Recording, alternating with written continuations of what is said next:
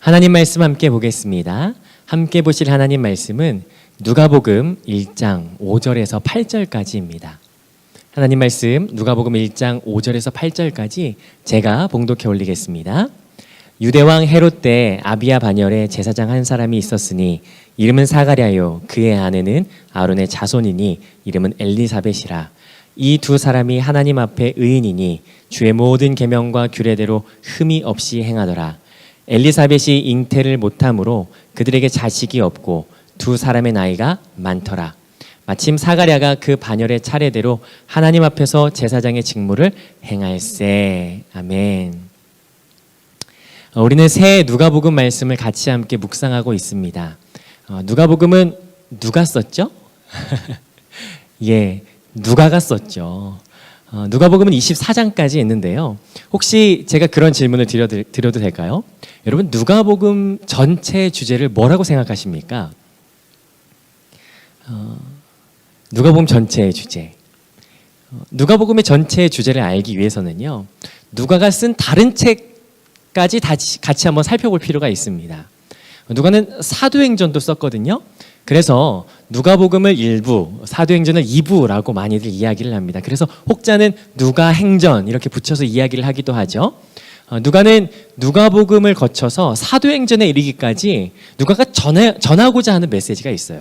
그러니까 1부와 2부를 통해서 누가가 전하고자 하는 메시지. 그걸 어떻게 찾을 수 있냐면요, 1부의 끝과 2부의 끝을 찾아보면 됩니다. 먼저 사도행전이 어떻게 끝나는지를 한번 살펴보면서 사도행전을 통해서 무엇을 말하기를 원하는지 한번 살펴볼 수 있을 것 같아요. 사도행전 28장 31절입니다. 제가 읽어보겠습니다. 하나님의 나라를 전파하며 주 예수 그리스도에 관한 모든 것을 담대하게 거침없이 가르치더라. 여러분, 사도행전이 어떻게 끝나죠? 하나님 나라를 전파하고 가르치는 증인의 삶으로 마무리하는 것을 보게 됩니다. 사도행전은 증인의 역사의 장이죠. 성령이 강림하셨고 그리고 권능의 역사가 일어나서 그들이 증인이 되어서 증인의 삶으로 가득 차 있는 것이 바로 사도행전입니다. 그렇다면 누가복음은 어떤 내용이 담겨 있을까? 마찬가지로 누가복음의 마지막을 살펴보면 될 것 같거든요. 같이 한번 누가복음 마지막을 살펴보겠습니다. 24장 51절에서 53절까지인데요. 제가 읽어보겠습니다. 축복하실 때 그들을 떠나 하늘로 올려지시니 그들이 그에게 경배하고 큰 기쁨으로 예루살렘에 돌아가 늘 성전에서 하나님을 찬송하니라. 아멘. 이 누가복음의 마지막을 살펴보면요, 예수님께서 승천하시는 내용으로 담겨져 있죠. 그리고 사람들의 반응이 들어가 있습니다. 다른 복음서들도 예수님의 승천하실 그때를 기점으로 해서 복음서를 마무리하고 있어요. 이를테면 마태복음 같은 경우에는 28장 17절인데요. 예수님의 승천하시는 장면이 들어가 있죠. 그런데 그 내용이 어떠한 내용이냐면요, 하나님께 경배하는 자들이 있는가 하면 의심하는 자들도 덜어 있다라고 하는 내용으로 마무리를 하고 있습니다. 마가복음은요, 16장에서 예수님이 승천하신 이후에 제자들이 기적과 어떤 이사를 행하였다라고 하는 기사로 마무리하고 있죠. 그런데 누가복음은 경배하고 찬송하는, 이를테면 하나님을 예배하는 것으로 마무리하고 있는 것을 보게 됩니다. 그렇다면 누가가 쓴 이 일부 누가복음은 마치 사도행전의 증인이 되기 전에 예배자가 되어야 된다라고 하는, 그러니까 증거자가 되기 이전에 예배자가 되어야 된다라고 하는 것을 강조하는 것을 누가복음에서 찾을 수 있다라고 하는 것을 볼 수 있게 되는 거죠. 누가는 이러한 관점으로 누가복음을 써 내려가는 거예요. 누가의 직업이 뭐였는지 아시나요? 누가의 직업은 의사였죠. 여러분, 우리 성도님들 중에 의사가 있으시지만 의사는요, 관찰력이 남다를 것입니다. 왜냐하면 생명을 다루기 때문에 대충 그냥 어영부영 할 수 있는 것이 아니기 때문이죠. 그러니까 날카롭고 예리한 관찰력으로 누가복음을 누가가 지금 써서 내려가는 거예요. 이것을 어떻게 써 내려가냐면요, 누가복음 1장 1절 제가 읽어봅니다. 우리 중에 이루어진 사실에 대하여, 누구에 대하여요? 예수 그리스도에 관한 것을 어떻게 서술하냐면 1장 3절입니다. 그 모든 것을 근원부터 자세히 미루어 살핀나도 데오빌로 각하에게 차례대로 써보내는 것이 좋은 줄 알았노니, 근원부터 차례대로 써서 보내기를 원했던 거예요. 이게 누가가 지금 기술하는 방식입니다. 특별히 누가 같은 경우에는 그 근원, 다른 복음서들과는 다르게 그 근원, 시작에 대해서 주목하고 있는 것을 보게 되죠. 예수님의 어떤 공생의 이전의 삶 또는 예수님의 계보, 아담까지 올라가는 그 계보에 주목하고 있는 것을 보게 됩니다. 그게 바로 누가복음 1장, 2장이죠. 누가복음 3장부터 공생애가 시작되기 때문에 누가복음 1, 2장에서는 그 공생애 이전에 누가가 주목하는 내용이 들어가 있습니다. 오늘 저는 이 누가복음 1, 2장에 나타나는 사람들 중에 세 사람을 좀 선택해서 같이 함께 살펴보았으면 좋겠어요. 왜냐하면 이 세 사람에게는요, 누가복음 1, 2장 안에 들어가는 단 3번밖에 나오지 않는 이 단어를 골고루 한 사람씩 갖고 있기 때문이죠. 그래서 이 세 사람을 같이 한번 살펴보겠는데, 골고루 들어가는 그 단어는 뭐냐면요, 마침이라고 하는 단어입니다. 그 사람은 첫 번째는 사가랴, 세례 요한의 아버지죠. 사가랴이고, 두 번째와 세 번째는 같이 나와요. 예수님께서 처음 성전에 가셨을 때 만났던 그 시므온과 안나라고 하는 이 두 사람입니다. 이 세 사람을 같이 우리 한번 살펴보도록 하겠습니다. 먼저 첫 번째는 사가랴입니다. 사가랴 같이 한번 살펴보시겠어요? 오늘 본문 1장 5절부터 8절까지의 내용이 사실은 사가랴에 대한 내용이죠. 오늘 본문을 읽어서 여러분들이 아시겠지만 사가랴는 언제 때의 제사장이었죠? 5절에 보니까 유대왕 헤롯 때의 어떤 제사장이에요? 아비야 반열의 제사장이었다라고 하는 것을 볼 수 있어요. 사가랴의 이름의 뜻은 하나님이 기억하셨다라고 하는 이름이죠. 굉장히 멋진 이름입니다. 그가 어떠한 직책을 맡고 있었습니까? 제사장이었어요. 그러니까 본문을 통해서 사가랴가 때가 되어서 제사장의 직분을 행했다라고 하는 그 내용, 이 내용은 우리가 그냥 흔히 읽어가면서 그냥 넘어갈 수 있는 부분입니다. 그런데 저는 이 내용을 우리가 좀 이 시간에 같이 주목해 봤으면 좋겠어요. 왜냐하면 이 내용을 살펴본다면 사가랴에게 있었던 이 사건이 얼마나 기가 막힌 사건인지 우리가 알 수 있기 때문이거든요. 저와 같이 한번 살펴보실까요? 사가랴가 아비야 반열의 제사장이었다라고 이야기를 해요. 여기에서 힌트를 찾아가지고 아비야 반열을 먼저 한번 찾아보시죠. 역대상 24장에 보면 이 아비야 반열이 등장합니다. 역대상 24장은 다윗이 성전을 지을 때 준비했던 한 가지에 대해서 설명을 하고 있는 거거든요. 다윗은 자기가 성전을 너무 짓고 싶었어요. 그러나 하나님께서 다윗에게는 지을 수 없다. 너의 아들에게서 지을 것이다 라고 말씀하시죠. 그러나 다윗이 그 이야기를 듣고 가만히 있지 않고 뭘 합니까? 준비를 하죠. 돌이며 보석이며 성전 공사에 쓰일 나무며 여러 가지 자재들을 다 준비합니다. 그리고 그뿐만이 아니고요. 뭐도 준비하냐면 그 당시에는 두 라인의 제사장 계열이 있었거든요. 하나는 아비아달 계열의 대제사장과 사독 계열의 제사장이 있었어요. 그 두 계열의 제사장이 모르겠어요. 만약 그랬을 것 같은데 이 둘은 아마 라이벌 의식이 있지 않았을까. 다윗이 이 둘을 모아다가 조직을 재정비합니다. 24장에서 24 반열로 이들을 재편성하죠. 24개 조직으로. 그래서 이들을 한 반열씩 성전에서 봉사할 수 있도록 개편하는 것을 보게 됩니다. 요세푸스 고대사에 살펴보면요, 이 반열이 신약시대까지 예수님 당시까지 24 반열로 이어져 내려오거든요. 물론 중간에 이렇게 흐트러졌다가 다시 재정비되기도 하지만 그 당시까지도 이 24 반열이 있었던 것이에요. 그리고 그 중에 8번째 반열이 바로 아비야 반열이죠. 여러분, 근데 이 반열이 어떻게 돌아가냐면요, 한 주씩 봉사를 합니다. 그럼 1년은 52주니까 1년에 2주씩 들어가게 되는 거죠. 그런데 조금 더 찾아보면요, 예수님 시대의 제사장이 몇 명이었는지 아십니까? 한 2만 명쯤 되었다라고 해요. 그러니까 각 반열에 대략 한 800명씩 속해 있는 거겠죠.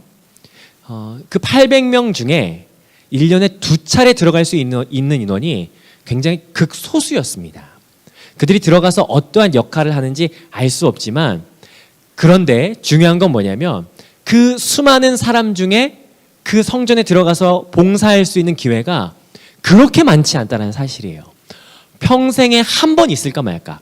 정말 잘해서 잘 뽑혀서 들어갔을 때에는 일생에 2번 들어갈 수 있지만 한 번도 들어갈 수 없는 경우가 허다했을 것입니다. 그런데 이 내용을 기억하면서 오늘 누가복음 1장 8절을 같이 한번 읽어보시는 거예요. 저와 같이 한번 성경을 찾아보시면서 누가복음 1장 8절을 한번 읽어보겠습니다. 시작. 마침 사가랴가 그 반열의 차례대로 하나님 앞에서 제사장의 직무를 행할세. 마침이라고 하는 단어. 이 마침이라고 하는 단어에 여러분 동그라미를 쳐도 좋을 것 같아요. 마침 사가랴의 순서가 된 거예요. 평생에 단 한 번 있을까 말까 한데 마침 그때 그 순서가 사가랴에게 돌아온 것이고 지금 사가랴가 그 순서에 따라서 들어가서 분향하게 된 겁니다. 19절에 보니까 성전에 가서 분향을 하는 거죠. 성소에 들어가서 소합향, 나감향, 풍자향을 가지고 하나님의 전에 나아가서 분향한 것을 보게 됩니다. 그리고 여러분 잘 아시죠? 이 내용. 그때 누가 나타나는 거예요? 천사가 나타나서 아들을 낳을 것을 예고하는 겁니다. 그 아들이 누구예요? 예수님 아니에요. 그 아들은 세례 요한이죠. 예수님의 길을 예비할 세례 요한. 평생에 한 번 들어갈까 말까 한데 그 기회가 마침 사가랴에게 찾아왔고 들어갔을 때 마침 그때 사가랴에게 아들이 태어날 이사야 말씀의 예언에 의해서 주의 오실 길을 예비할 광야에 외치는 자의 소리인 세례 요한을 예수님보다 6개월 먼저 태어날 그 내용을 예고를 받는 거예요. 어떤 사람은 우연이라고 말할지도 모르겠어요. 아니요. 마침이죠, 마침. 마침 그때 하나님께서 예비하신, 마침 그때 하나님께서 준비하신 그 은혜를 이 사가랴에게 부으시는 거예요. 사가랴에게 주어진 이 은혜는 이중적인 차원의 은혜죠. 사가랴의 집에는 아이가 없었거든요. 그렇기 때문에 아이를 낳을 것이다 라고 하는 이 예고는요, 사가랴의 집에 굉장히 놀라운 기쁨의 소식입니다. 그러나 또 다른 측면에서는 사가랴의 가정에 아이가 없는 것처럼 말라기 선지자 이후에 암흑기를 보내고 있는 이스라엘 백성 가운데 한 줄기 빛이 비춰오는 희망과도 같은 메시지이죠. 하나님께서 은혜를 베풀어 주시는 거예요. 이 은혜는 우연히 일어난 것이 아닙니다. 마침 일어난 은혜라는 사실이죠. 저는 이 마침의 은혜가 마침 그때 마침 그곳에 임하시고 부으시는 은혜가 저와 여러분들의 가정 가운데 있기를 주의 이름으로 소망해요. 2021년 이 한 해 동안에 우리가 마침 부으시는 그 은혜를 같이 함께 갈망하시는 여러분이 되셨으면 좋겠습니다. 우리 두 번째 사람을 한번 살펴보실까요? 두 번째 사람은 시므온이죠. 시므온은 2장에 등장합니다. 2장에서 시므온과 세 번째 안나 선지자가 같이 등장하거든요. 2장의 시므온에 대해서 좀 살펴보면요. 2장 22절에 보면 예수님께서 태어나신 지 40일 이후에 정결 예식 때문에 성전에 올라가십니다. 22절 제가 한번 읽어보겠습니다.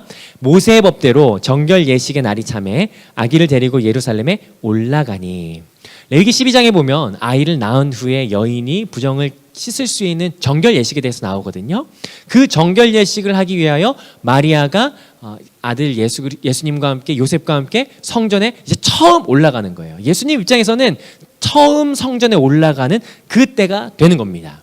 근데 그때 거기에 누가 있었냐면요. 25절 제가 읽어보겠습니다. 예루살렘에 시므온이라 하는 사람이 있으니 이 사람은 의롭고 경건하여 이스라엘의 위로를 기다리는 자라. 성령이 그 위에 계시더라. 우리가 살펴볼 이 두 번째 사람인 이 시므온이 거기에 있는 거예요.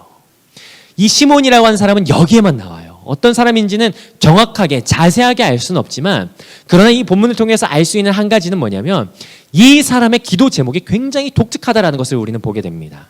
25절에 보니까 이 사람이 구하고 바라고 기다리는 게 뭐예요? 이스라엘의 위로예요.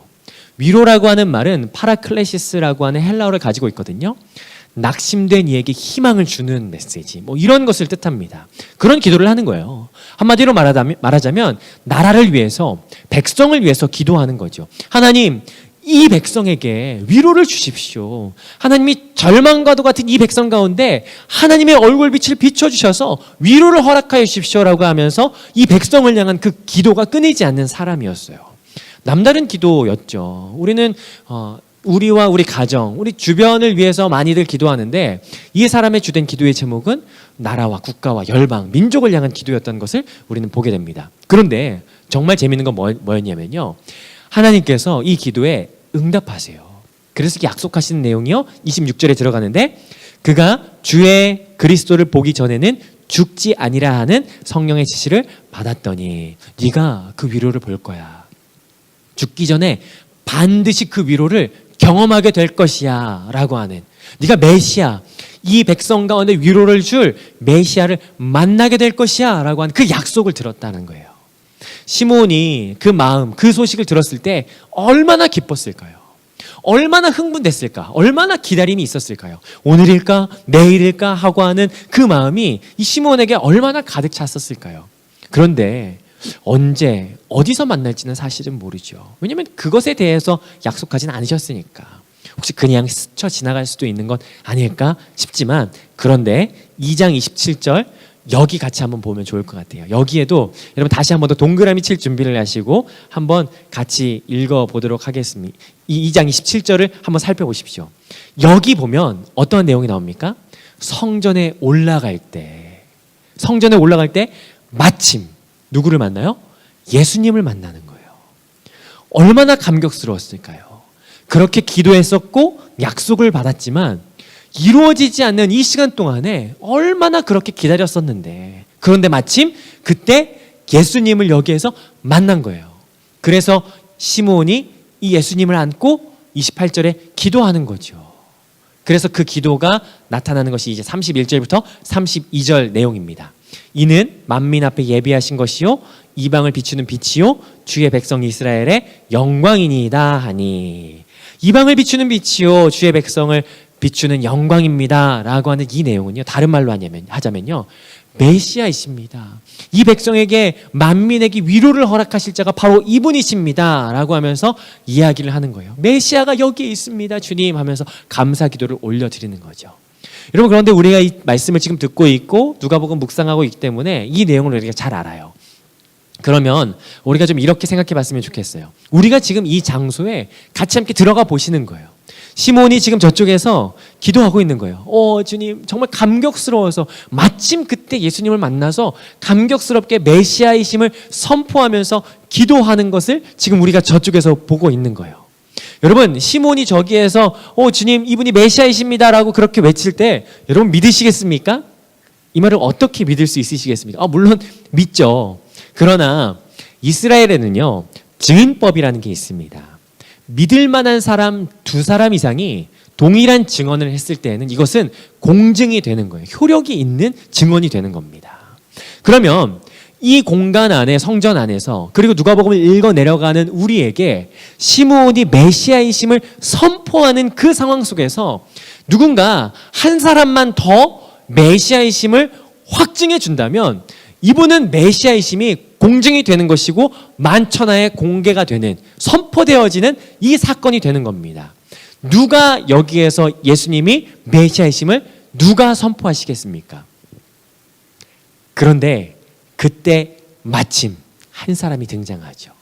예수님이 누구이신지에 대하여 증언하기 시작하는 사람이 또 등장합니다. 거기는 나이 많은 할머니 한 분이 계셨어요. 그분이 누구셨냐면요, 2장 36절에서 37절까지입니다. 제가 읽어보겠습니다. 또 아셀지파 바누엘의 딸 안나라 하는 선지자가 있어 나이가 매우 많았더라. 그가 결혼한 후 7해 동안 남편과 함께 살다가 과부가 되고 84세가 되었더라. 이 사람이 성전을 떠나지 아니하고 주야로 금식하며 기도함으로 섬기더니, 나이가 많아요. 37절에 보니까 84세가 되었다라고 이야기하죠. 그런데 여기 동그라미 칠 준비를 또 하십시오. 그런데 2장 38절 같이 읽어보겠습니다. 시작. 마침 이때에 나와서 하나님께 감사하고 예루살렘의 속량을 바라는 모든 사람에게 그에 대하여 말하니라.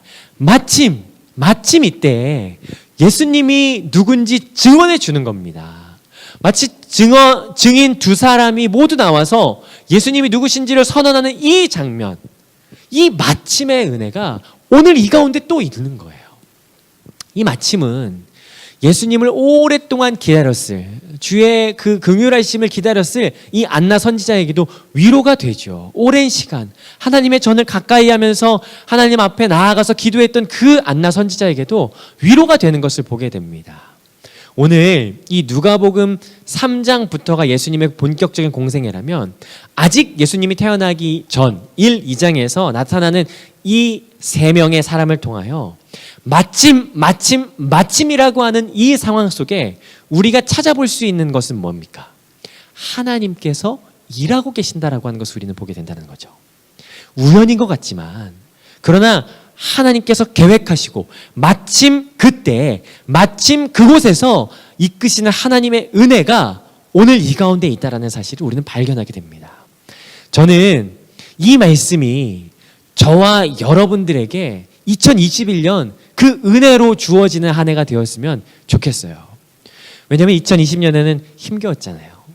그래서 2021년에는 정확한 때에 정확한 시간에 정확한 곳에 일하시는 그 하나님의 인도하심과 하나님의 은혜가 저와 여러분과 삶 가운데 있기를 원하는 것이에요. 혹시 여러분 2021년을 내다보면서 새로운 계획을 세우고 계십니까? 중요한 결정의 기로에 서 있으십니까? 저희 집도 중요한 기로에 서 있어요. 저희 큰아이가 초등학교에 들어가거든요. 그래서 떨립니다. 그럴 때 우리의 삶 가운데 중요한 결정 가운데 하나님이 예비하시고 하나님이 인도하시는 마침의 은혜를 경험하는 저와 여러분이 되셨으면 좋겠어요. 여러분, 그런데요, 그거 아십니까? 이 마침의 은혜 가운데는요, 숨겨져 있는 게 하나 있습니다. 그게 굉장히 단순한데 이걸 인과관계로 사실은 살펴보기를 원치 않아요. 왜냐하면 오늘 본문에서 드러나는 이 마침의 은혜를 위해서 뭐 이렇게 해야 한다 이렇게 보지 않고 이 세 사람의 삶을 보면서 우리가 그것을 좀 닮아가고자 하는 노력이 우리 가운데 있었으면 좋겠습니다. 이 마침의 은혜에는요, 선행하는 것이 있습니다. 그게 뭔지 한번 살펴보기를 원하는 것이에요. 짧거든요. 같이 한번 살펴보실까요? 말씀을 좀 찾아가면서 보겠습니다. 누가복음 1장 6절입니다. 사가랴에게 이 마침의 은혜 가운데 은혜 전에 선행하는 것이 뭔지 살펴보는 거예요. 1장 6절 같이 한번 살펴보겠습니다. 시작. 이 두 사람이 하나님 앞에 의인이니 주의 모든 계명과 규례대로 흠이 없이 행하더라. 두 번째는요, 시몬입니다. 2장 25절. 예루살렘에 시몬이라 하는 사람이 있으니 이 사람은 의롭고 경건하여, 여기까지만 읽죠. 세 번째입니다. 안나 선지자예요. 2장 37절. 과부가 되고 84세가 되었더라. 이 사람이 성전을 떠나지 아니하고 주야로 금식하며 기도함으로 섬기더니. 아멘. 여러분, 이들의 공통점이 뭔지 찾으셨습니까? 하나님 앞에 의롭고 흠이 없는 사람들이었어요. 다른 말로 말하자면 이들은요, 하나님 앞에 신실한 예배자였다라는 사실이에요. 늘 언제나 하나님을 사모하고 예배하는 예배자로 살고 있었다라고 하는 거예요. 여러분, 혹시 방금 전에 들었던 그 내용처럼 마침의 은혜, 특별한 은혜를 구하십니까? 내가 압도당하고 내 삶을 송두리째 바꿀 만한 그 은혜를 여러분 구하십니까? 물론 구해야겠죠. 그러나 우리가 그 은혜를 구하기 이전에 더 중요한 것은요, 우리가 일상의 예배자가 되기를 원하는 것이에요. 우리가 오랫동안 기도하는 것이 이루어지지 않는다 하더라도, 사가랴는요, 아이가 없었어요. 얼마나 이 아이가 태어나기를, 우리 가정 안에 아이가 생기기를 얼마나 오랜 시간 기도했을까요? 그런데 아이가 없었어요. 그 기도가 이루어지지 않고 우리의 자신의 소망이 이루어지지 않는 것 같다 하더라도, 그러나 사가랴는 오랜 시간 그럼에도 불구하고 경건한 예배자의 삶을 살아왔다라는 사실이에요. 시몬에게는 하나님께서 약속을 허락하셨어요. 주님의 약속이 귀에 생생하게 들렸던 그 현장에 있었어요. 그러나 그 약속이 이루어지지 않는 삶을 살아가고 있는 거예요. 당장에 이루어지지 않는 그 삶을 살아가고 있는 이 시몬의 삶을 통하여 우리가 볼 수 있는 건 뭐예요? 예배자의 삶을 살아가는 시몬의 자세죠. 당장 그 기도가 성취되지 않는 것 같다 하더라도 경건한 삶을 살아가는 이 시몬의 모습을 보게 됩니다. 안나 선지자는 어땠습니까? 남편을 일찍 여의었어요. 자녀가 있었는지 없었는지 드러나지는 않지만, 그러나 분명한 사실은 그의 삶이 순탄하지 않았다라고 하는 것만큼은 분명한 사실입니다. 그러나 그럼에도 불구하고 상황과 환경 때문에 낙심하는 것보다 하나님을 예배하는 삶을 선택했던 이 사람의 모습을 여기에서 보게 된다는 것이죠. 그렇다면 오늘 이 말씀을 통해서 우리가 붙잡아야 되는 것은 분명합니다. 우리의 상황이, 우리의 환경이 어떠하든 간에 하나님을 예배하는 예배자가 되어야 한다라고 하는 것이죠. 누가복음이 이것을 강조하는 것이에요. 누구를 예배할 것이냐? 사도행전의 증인된 삶으로 나가기 위하여 누가복음 안에서 완성되어야 하는 삶이 있다면 그것은 바로 예배자가 되어야 된다라는 것이죠. 내 기도가 이루어지지 않는다 하더라도, 주의 약속이 지연되는 것 같다 할지라도, 내 상황이 불합리한 삶, 내가 이해할 수 없고 납득하기 어려운 상황 속에 있다 하더라도 그럼에도 불구하고 예배자의 삶을 살아가는 것, 이것이 바로 누가복음이 우리 가운데 허락하는 메시지인 것입니다. 여러분, 그렇기 때문에 오늘 저와 여러분이 같이 함께 결단하지 않으시겠어요? 어떠한 상황 속에서도, 우리가 집에 있다 하더라도, 우리가 각자가 흩어져 있는 상황 속에 있다 하더라도 그럼에도 불구하고 우리의 본질, 우리의 부르심은 뭐냐면 예배자라는 사실입니다. 저는 오늘 이 본문의 말씀처럼 저와 여러분에게 마침 적절한 때, 정확한 때에 그곳에 임재하시는 하나님의 은혜가 있기를 간절히 소망해요. 그리고 우리가 결단하는 바는 그 이전에 우리의 삶에 하나님을 예배하는 예배자의 삶을 그 어떤 것과도 바꾸지 않는 것. 내가 예배하기 어려운 상황이 있다 하더라도 하나님을 찾는 우리의 삶의 자세, 그 삶의 자세가 저와 여러분의 인생 가운데, 그리고 지금 이 어두운 터널을 지나가는 이 상황 가운데 있기를 주의 이름으로 간절히 축복합니다. 기도하겠습니다. 하나님 감사합니다. 오늘 이 말씀을 통하여 우리에게 허락하신 예배자의 삶, 그 삶을 우리가 물러서지 않게 하여 주시옵소서. 마침의 은혜가 우리 가운데 있기를 원합니다. 마침 인도하셨고 마침 그때 그곳에 임재하셨던 그 하나님의 은혜가 우리 가운데 있기를 소망합니다. 하나님의 얼굴을 구하는 주의 백성에게 마침의 은혜를 부어 주시옵소서. 또한 예배자가 되어 하나님과 더욱더 친밀한 삶을 누리고 상황에 따라서, 환경에 따라서 어떠한 이유 때문에 물러서는 것이 아니라 그럼에도 불구하고 하나님을 예배하는 예배자의 삶을 살기로 작정하는 우리에게 성령 하나님 도우셔서 오늘도 그 삶을 넉넉히 잘 살아갈 수 있도록 인도하여 주시옵소서. 감사드리며 예수님의 이름으로 기도드렸습니다. 아멘.